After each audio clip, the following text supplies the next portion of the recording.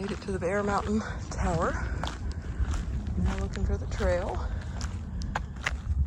There it is, right up there at the tower. So at least I got 1,100 of my almost 7,000 feet of climbing out of the way on cruisy steps and very nice graded tread with no stones to trip on, no roots, just nice even tread. I read in the far out comments that these vending machines steal hikers' money. And boy, that would be something I would just probably cry over. To lose money and not get a Coke would be really sad.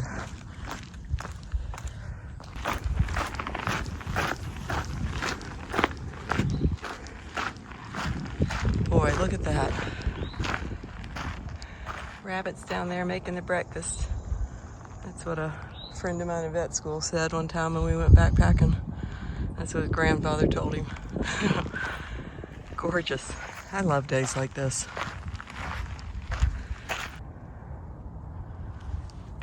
I love these strategically placed benches. Look at that. New York is pretty.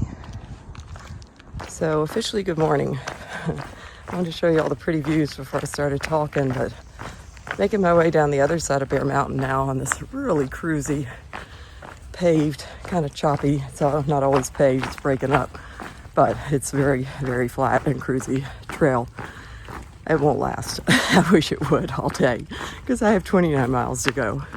I'm hiking SOBO again. I started at Bear Mountain Inn this morning, and Untouchable will start where I drove yesterday and started the hike, because I did SOBO yesterday too. Neither of us like going SOBO, but we thought it would put me in a better position today, because when I finish these 29 miles and 6,700 feet of gain, by the way, it's going to be a beefy day, I get to drive to Delaware Water Gap and return this freaking car.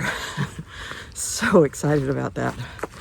We are both over this leapfrogging cars and the slack packing's nice, but I know we're losing our backpacking trail legs. We're going to lose them even more when we get off for the weddings for a week and a half. So I'll fill you in on how I'm getting back to the trail after that later. But last night I slept at the Hampton Inn, not inside, in the parking lot, in my little rental car. And it sucks because my legs are too long, which my legs aren't even long, for the back of that thing still, and so I'm just not getting good sleep. Plus I'm always worried somebody's going to come and knock on my window. But nobody did, so it was good. But yeah, I'm so looking forward to being a proper through hiker again. And this was a good learning tool that we would not be good section hikers, I think. Props to section hikers, because to me it's a harder hike logistically, even physically, because you probably never get your trail legs because you got to get on and off for life more. But yeah, grateful I can be a through hiker soon enough again.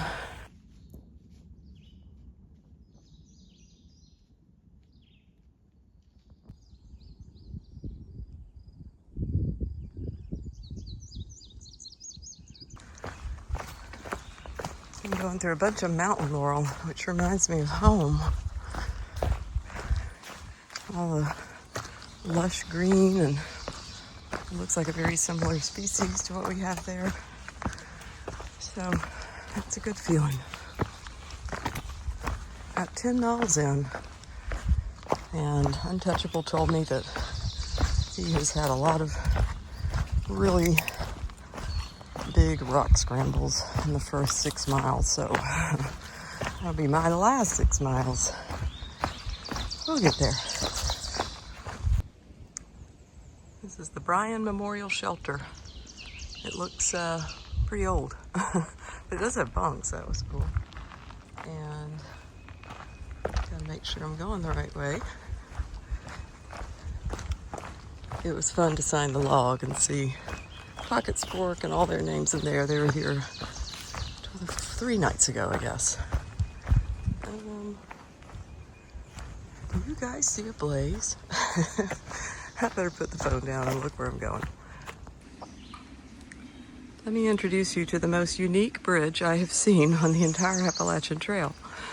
This is amazing. I feel like it's probably like some NYU's art student senior project to come up with it. Maybe architecture came up with it and then, oh, look at this.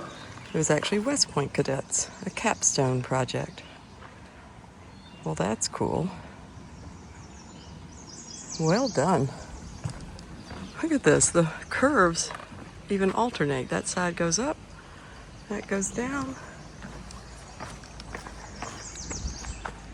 Really cool.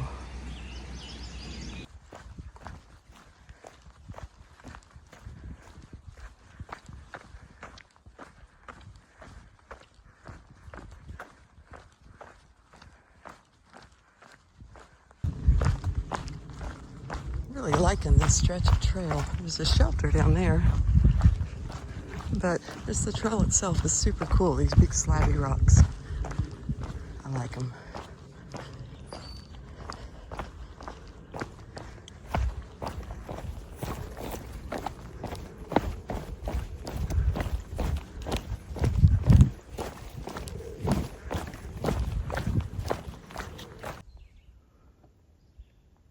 I walked by this and I thought it was like a little toy. It's a bird head. I'm guessing a blue jay? I don't see any other feathers. That's really sad. I know blue jays are not always the nicest birds, but to be beheaded is kind of mean. But in happier news, this is such a beautiful stretch of trail. It's like walking through a fairyland. This grass is so green.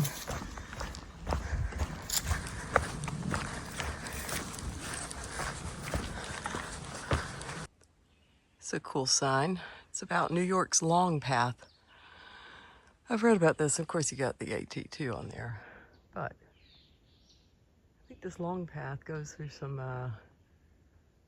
urban areas, but also this kind of stuff. I'd like to look into it more. So I was supposed to just come down that, which is like pretty much vertical, and I mean, I guess you could do it. I didn't feel comfortable doing it alone.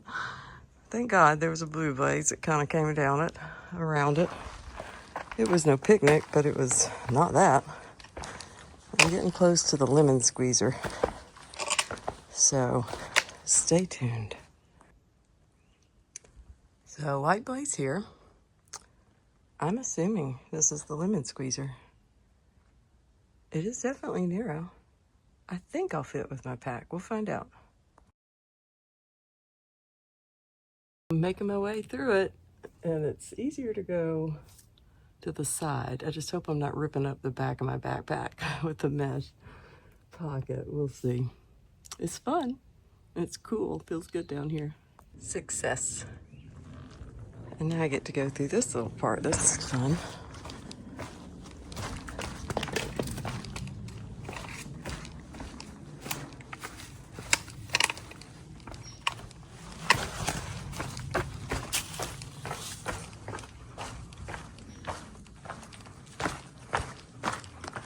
And yeah, I guess that's it.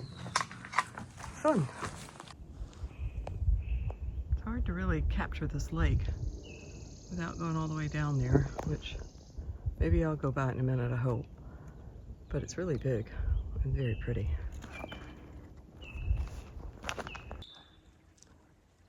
Apparently this is an old sluiceway that leads into that pond I just showed you, which is Little Island Pond. I was calling it a lake because it looked pretty big. I guess it's a pond.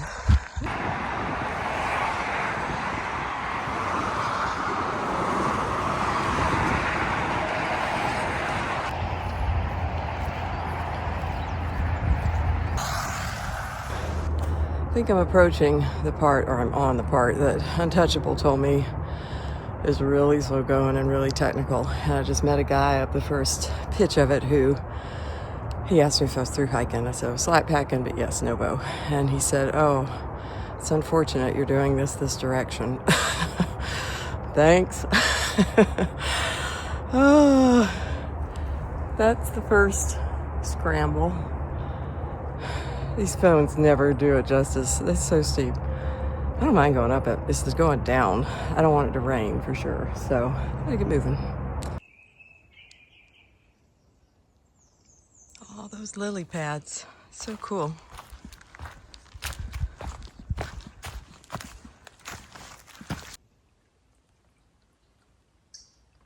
Something about this bog really appeals to me. Really dark water. It's just really quiet. There's a campsite up there on that little ridge. Probably over here too. If I didn't have to make the miles, I would stay here. I am gonna get some of this water. Something about it just feels right.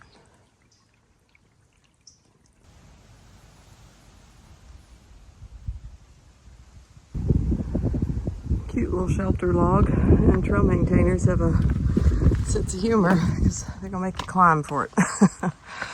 Oh, let's see who signed it. Feels really good to say that I have less than a mile to get to the trailhead. I'm beat. My feet are so beat up these days. All these rocks, whoa, trip constantly. But yeah, all the scrambly stuff, a lot of fear mongering going on out there. It was not fun by any means, but I mean, it was kind of fun, but it wasn't as like scary as I thought it would be. That Untouchable made me sound, and maybe his direction it was worse, it probably was. But the other guy that I met who kind of made me really just kind of anxious about all of it, thinking, gosh, what if I can't get down off these rocks and I'm stuck. But then I met this woman who's got a good 10 years on me, who was section hiking, and we've talked a couple of times since I'm going the wrong way every day.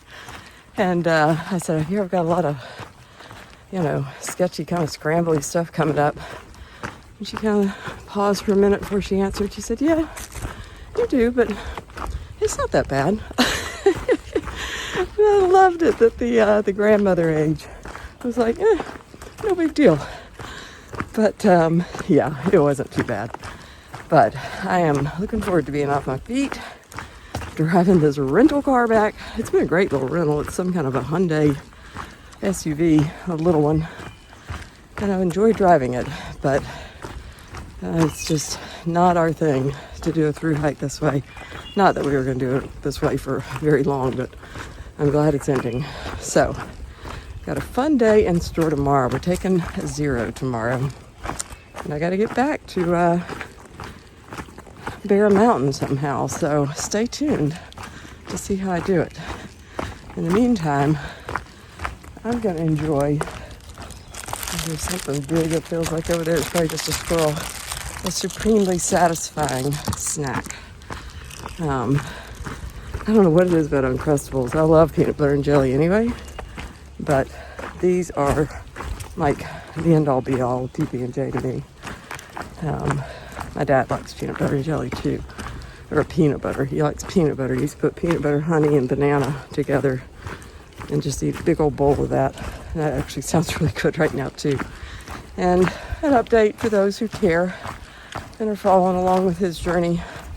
He had his biopsy today. They took a pelvic lymph node to biopsy because he has this prostate cancer that's just everywhere, and hope that the results come back quickly. He got some Chick-fil-A after he left the hospital to have that done, so it made me happy that he got some food that feeds the soul probably more than nourishes it, but that's what he deserved today. So I hope that you have some food that feeds your soul too, and I will see you guys tomorrow morning.